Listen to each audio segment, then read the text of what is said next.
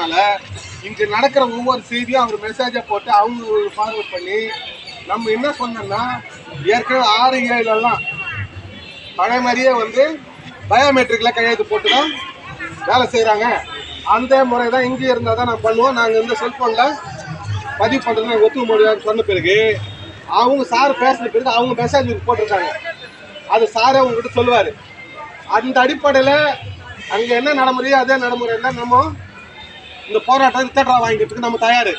அதிகாரி என்ன சொல்கிறாருன்றது கேட்டுங்க. அவர் சொல்கிறது ஏன் நம்ம அவர் வந்து சொல்ல சொல்லியிருக்கோம்.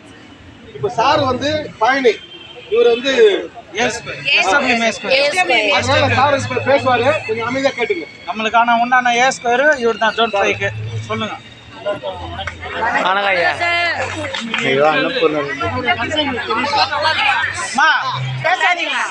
கொஞ்சம் சார் பேசுறது உங்க காதுல கேட்கணும். உங்களுடைய கஷ்டம் எங்களுக்கு தெரியுதுன்னா, உங்களுடைய கஷ்டம் தெரியுது. அதே சமயம் எங்களுக்குன்னு ஒரு அதிகாரம் இருக்கு. எங்கள் அதிகாரத்தில் தான் நாங்கள் செயல்பட முடியும்.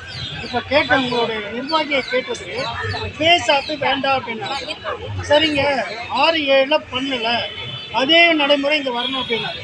இப்போ 6-7 கேட்டேன். இப்போத்துல தற்காலிகத்தையும் நிறுத்தி வச்சுருக்காங்க 6-7. சரி, அப்போ மேடத்துக்கு தகவல் சொன்னேன். ஒவ்வொரு விஷயத்தையும் மேடத்துக்கு தகவல் சொன்னேன். மேடம் வந்து ஒரு முக்கியமான மீட்டிங்கில் இருக்கிறாங்க.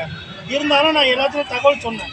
சொல்ல கடைசியாக என்ன சொன்னாங்க, 6-7 என்ன பண்ணுறாங்களோ, நல்லா கேட்டுங்க, 6-7 என்ன பண்ணுறாங்களோ அதே மாதிரி நம்மளும் பண்ணுவோம். நம்ம அங்கே பண்ணாது நம்ம பண்ண வேணாம். அவங்க என்ன நடைமுறைப்படுத்துகிறாங்களோ அந்த நடைமுறைப்படுத்தலாம். இப்போத்தில் 6-7 கேஸ் அப்போ இல்லைனாக்கா நம்மளும் வேண்டாம் அப்படின்னு சொல்கிறாங்க. அங்கே என்ன நடைமுறைப்படுத்துகிறாங்களோ, நல்லா கேட்டுக்கிறீங்க, 6-7 என்ன பண்ணுறாங்களோ அதே நம்ம ஃபாலோ பண்ணலான்ட்டாங்க. 6-7 வந்து பண்ணலைனாக்கா இப்போ அவங்களும் கமிஷன்கிட்ட பேசிட்டு கமிஷனர் உத்தரவு என்ன வருது, நம்ம அவங்க என்ன பண்ணுறாங்களோ எல்லாமே ஒரே தான். நன்றிமா, வணக்கம். பயோமெட்ரிக் வந்து இப்போ கையெழுத்து போட்டு